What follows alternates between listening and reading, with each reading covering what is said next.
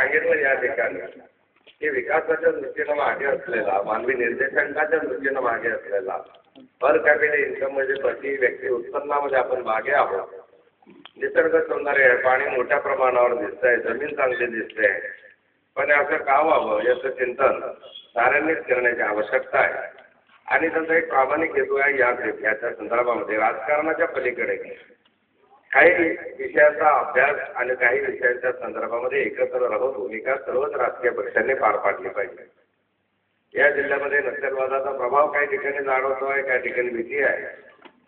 यावरची उपाययोजना वेगवेगळ्या मार्गाने करता येईल, चिंतन करता येईल. मुलं त्याच्याकडे का करतायत, का त्या दृष्टीनं तो पसरवतोय, हा वेगळा विषय जरी असला तरी अशा प्रवृत्तींमुळे विकास थांबतो. आणि याला सहकार्य करणं म्हणजे एक प्रकारे अप्रत्यक्ष विकास थांबवण्याला मदत करणं ही त्यांची भूमिका आहे. आणि या भूमिकेच्या सोबत घेऊन हे वातावरण निवडलं पाहिजे. दोघांचेही या संदर्भामधलं सामंजस्याचं वातावरण झालं पाहिजे आणि आपला जिल्हा अन्य जिल्ह्यांच्या तुलनेमुळे पुढे गेला पाहिजे या दृष्टिकोनातून त्यांचाही प्रयत्न आहे. आणि विरोधक असो का सत्ताधारी असो, हे जे प्रश्न आहेत नक्षलवादचे असतील, गरिबीचे असतील, रोजगाराचे असतील, हे प्रश्न राजकारणाच्या पलीकडचे आहेत. आणि त्यामुळे साऱ्यांनीच एकत्र राहून हे विषय सोडले पाहिजेत या दृष्टिकोनातून या जिल्ह्याच्या विषयांकडे आम्ही लक्ष घालतोय. महाविद्यालयीन विद्यार्थ्यांकडे फार मोठी जबाबदारी आहे. राष्ट्रीय सेवा योजनेचं हे शिबिर आहे, आपल्याकडे पुष्कळचा कुंभ मेळावा आहे आणि त्या ठिकाणी आपल्या माध्यमातून 5-7 दिवस 8 दिवस त्या ठिकाणी काम करण्याची संधी तुम्हाला मिळाली पाहिजे. विद्यार्थी जीवनामध्ये सेवा प्रकल्प कसे असतात आणि त्या प्रत्यक्ष सहभागामधून आपण काय करू शकतो याची जाणीव या राष्ट्रीय सेवा योजनेच्या शिबिरामधून आपल्याला होतं.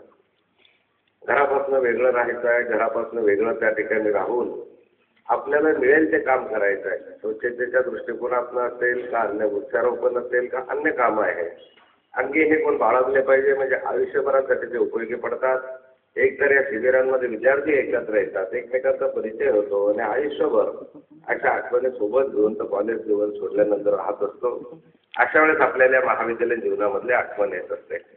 अशा स्थिती हे एकमेव कॉलेज शिक्षण संस्थेनं काढलं तर शिक्षण संस्था जानकंचं कौतुक केलं पाहिजे की अशा टोकाच्या गावामध्ये शिक्षणाचं क्षेत्र विकसित झालं पाहिजे, विद्यार्थ्यांपर्यंत शिक्षण पोहोचलं पाहिजे.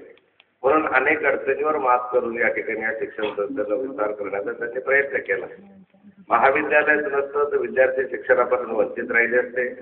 जे सदन आहे, ज्यांना योग्य व्यवस्था आहे त्या लांबपर्यंत गेले असते. फक्त 60-70% या ठिकाणीच राहिले असते. प्रामुख्याने मुली शिक्षणापासून वंचित राहिल्या असतात. म्हणजे या त्यांनी व्यवस्था निर्माण केल्या.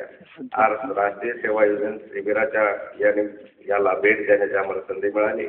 मी आपल्या विद्यार्थ्यांना शुभेच्छा देतो आणि खास करून आपले पालकमंत्री आर. पाटील साहेब यांचं अभिनंदन करतो की त्यांचे प्रयत्न जे आहेत ते प्रामाणिक प्रयत्न आहेत आणि त्या साऱ्या प्रयत्नांना आमची निश्चितपणे तेवढीच प्रामाणिक साथ राहील, सहकार्य राहील एवढं सांगतो आणि माझे 2 शब्द संपवतो.